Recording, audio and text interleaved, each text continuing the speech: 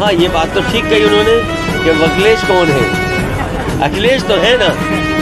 तो अगर ये बातें अगर कहेंगे तो समाजवादी पार्टी भी इन बातों को कह सकती है, लेकिन उन उलझनों में हम नहीं फंसना चाहते हैं।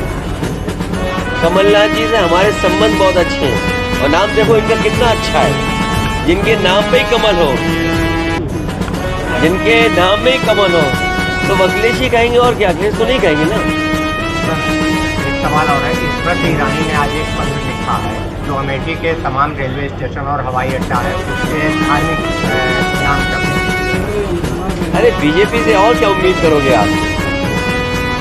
हम सब व्रत पे हैं, बीजेपी स्वीकार ही नहीं करेगी। और बीजेपी जो करती है वो किसको नहीं पता है। तो ये कोई नई बात है क्या? ये बीजेपी का तरीका है काम करने का।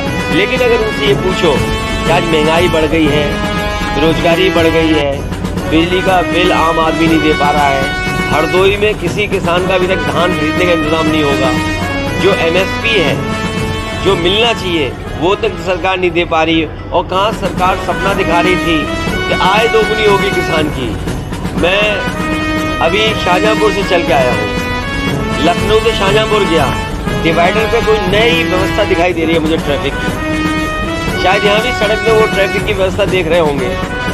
तो सोचिए अगर ट्रैफिक व्यवस्था का सब इंतजाम किसी के हाथ में चला जाएगा तो लोग मरेंगे कि नहीं मरेंगे? हरदोई में भी लोग मरे होंगे। सर, स्वामी प्रसाद मौर्य का एक बयान है हिंदू को लेकर, उन्होंने कहा ये भारतीय शब्द हम सब हिंदू हैं। इसका मतलब आप भी हिंदू हो, हम भी हिंदू हैं। सर, उन्होंने कहा इसका मतलब नीच और अधम है। क्या लाभ मिलेगा? ये देखिए, लाभ ये है कि हमारा कार्यकर्ता जागरूक है और उसको समझ में आना चाहिए कि बीजेपी के आने से बाबा साहब भीमराव अम्बेडकर जी का संविधान खत्म हो जाएगा। अभी आपने जिला पंचायत चुनाव देखे होंगे, MLC के चुनाव देखे होंगे।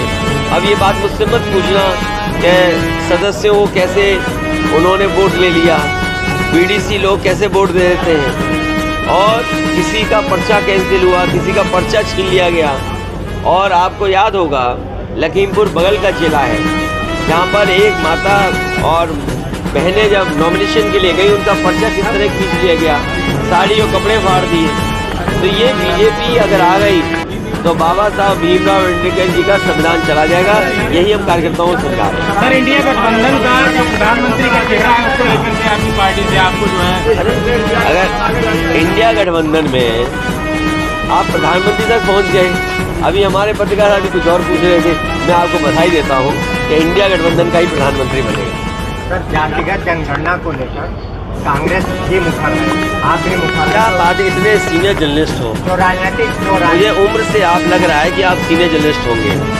ये कहिए कि कांग्रेस पार्टी अब मुखर हुई है। ये वही कांग्रेस पार्टी है जिसने जाति जनगणना के आंकड़े नहीं दिए, जाति जनगणना नहीं होने दिए। ये चमत्कार है, प्रखर मत बोलिए, ये चमत्कार है। क्योंकि सबको एहसास हो गया है कि जब तक पिछड़े, दलित और आदिवासी और अल्पसंख्यक भाइयों का साथ नहीं लोगे तो आप कामयाब नहीं होगे। आपने नहीं देखा, प्रधानमंत्री जी खुद कहते हैं हम पिछड़े हैं। तो अगर पिछड़े, दलित और आदिवासी और अगड़े भी कुछ अगर जाति जनगणना मांग रहे हो तो इसमें क्या बात है? तो ये तो चमत्कार सी है कि कांग्रेस पार्टी भी चमत्कार में आ गई और कह रही है उन्हें भी जाति करना चाहिए, क्योंकि उन्हें पता है कि वो वोट जो ढूंढते थे वो वोट अब उनके साथ नहीं है। तल्खी की यही तो वजह नहीं है। नहीं, तल्खी की वजह ये नहीं है। तल्खी की वजह मैंने आपको बता दिया कि अगर आजमगढ़ के साथ किसी पार्टी के लोगों का इमोशन है तो दूसरे पार्टी के लोगों को बड़ा सावधान होकर के बोलना चाहिए, क्योंकि अगर वो आजमगढ़ के लिए बोल रहे हैं तो उनके भी क्षेत्र हैं जिनसे उनका भी इमोशन है। अगर हम लोग उस तरह की टिप्पणी करेंगे तो आपके पास जवाब नहीं होगा।